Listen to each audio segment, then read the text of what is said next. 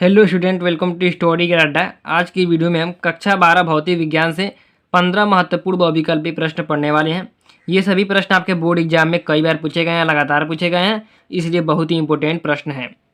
Channel पर नए हैं तो सब्सक्राइब कर लीजिएगा, क्योंकि इस चैनल पर आपको क्लास 12 से संबंधित सभी वीडियो दिए जाएंगे। पहला प्रश्न है, विद्युत फ्लक्स का मात्रक है। विद्युत फ्लक्स का मात्रक है। पहला ऑप्शन है न्यूटन प्रति कूलाम, दूसरा ऑप्शन है वोल्ट मीटर, तीसरा ऑप्शन है वोल्ट प्रति मीटर, चौथा ऑप्शन है न्यूटन मीटर प्रति कूलाम। तो विद्युत फ्लक्स का मात्रक होता है वोल्ट मीटर। विद्युत फ्लक्स का मात्रक है वोल्ट मीटर। तो ऑप्शन नंबर 2 सही हो जाएगा, वोल्ट मीटर। दूसरा प्रश्न है कि वैद्युत धारा घनत्व J, वैद्युत धारा घनत्व J तथा अपवाह आवेग VD में संबंध है। पहला ऑप्शन है J equal to N VD, दूसरा ऑप्शन है J equal to N upon VD, तीसरा ऑप्शन है J equal to VD E upon N और चौथा ऑप्शन है J equal to N E VD का स्क्वायर। जो संबंध है J और VD में वो संबंध होगा J equal to N E VD, J equal to N E VD होगा। वैद्युत धारा घनत्व J तथा अपवाह आवेग VD में संबंध। तो ऑप्शन नंबर 1 सही हो जाएगा। प्रश्न नंबर 3 है, 1 upon under root mu naught epsilon naught का मात्रक है। पहला ऑप्शन है न्यूटन प्रति कूलाम, दूसरा ऑप्शन है मीटर प्रति सेकेंड, तीसरा ऑप्शन है वेबर प्रति मीटर स्क्वायर, चौथा ऑप्शन है फैराड। तो 1 upon mu naught under root mu naught epsilon naught का मात्रक है मीटर प्रति सेकेंड। मीटर प्रति सेकेंड क्या है? 1 upon under root mu naught epsilon naught का मात्रक है मीटर पर सेकेंड। तो ऑप्शन नंबर 2 सही हो जाएगा, मीटर प्रति सेकेंड। चौथा प्रश्न है, पृथ्वी के चुंबकीय ध्रुवों पर नति मतलब नमन कोण का मान है। पृथ्वी के चुंबकीय ध्रुवों पर नति कोण का मान है। पहला ऑप्शन है 45 अंश, दूसरा ऑप्शन 30 अंश, तीसरा ऑप्शन 0 और चौथा ऑप्शन है 90 अंश।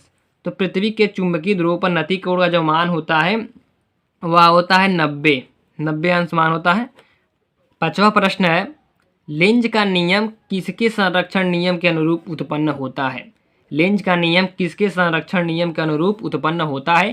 तो ऑप्शन नंबर 1 है आवेश, दूसरा ऑप्शन है संवेग, तीसरा ऑप्शन है ऊर्जा और चौथा ऑप्शन है द्रव्यमान।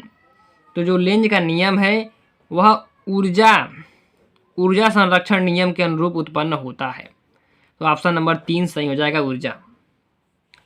छठवां प्रश्न है कि सबसे अधिक आवृत्ति की तरंग है। सबसे अधिक आवृत्ति की तरंग है। पहला ऑप्शन परावैंगनिक किरणें, दूसरा ऑप्शन गामा किरणें, तीसरा ऑप्शन दृश्य प्रकाश तरंगे और चौथा ऑप्शन रेडियो तरंग।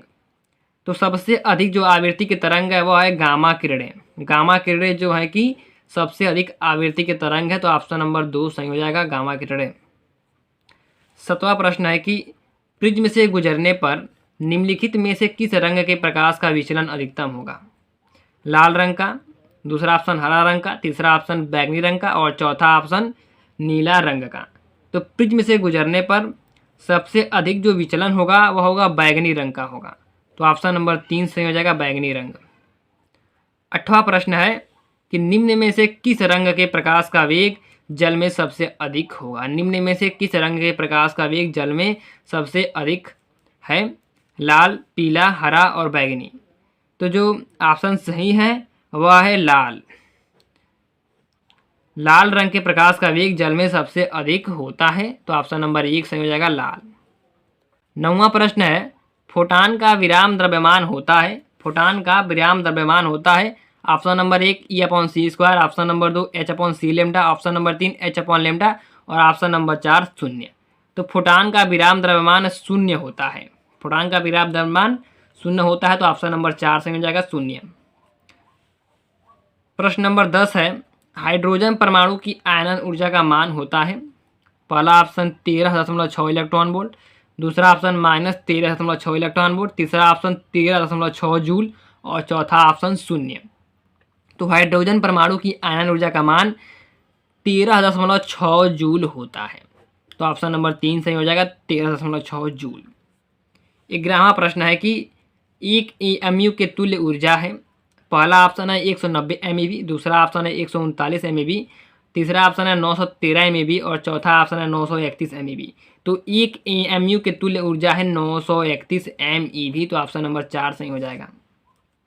12वां प्रश्न है, कि सूर्य की विकिरण ऊर्जा का स्रोत है। सूर्य की विकिरण ऊर्जा का स्रोत है। पहला ऑप्शन नाभिकीय विखंडन, दूसरा ऑप्शन साइक्लोट्रॉन, तीसरा ऑप्शन नाभिकीय संलयन और चौथा ऑप्शन प्रकाश वैद्युत प्रभाव।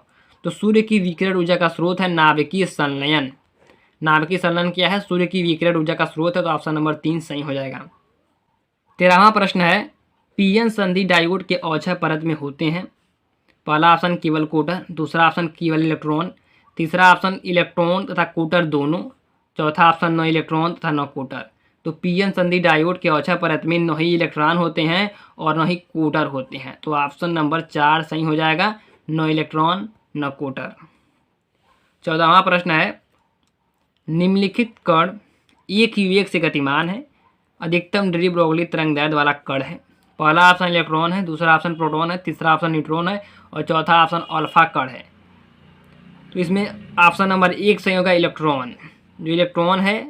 15वां प्रश्न है, जब कोई तरंग किसी माध्यम में प्रवेश करती है तो परिवर्तन नहीं होता है। जब कोई तरंग किसी माध्यम में प्रवेश करती है तो परिवर्तन नहीं होता है। तरंग की आवृत्ति का, तरंग दैर्ध्य का, तरंग के वेग का और चौथा ऑप्शन है तरंग के आयाम का। तो जब कोई तरंग किसी माध्यम में प्रवेश करती है तो उसके तरंग के आयाम का परिवर्तन नहीं होता।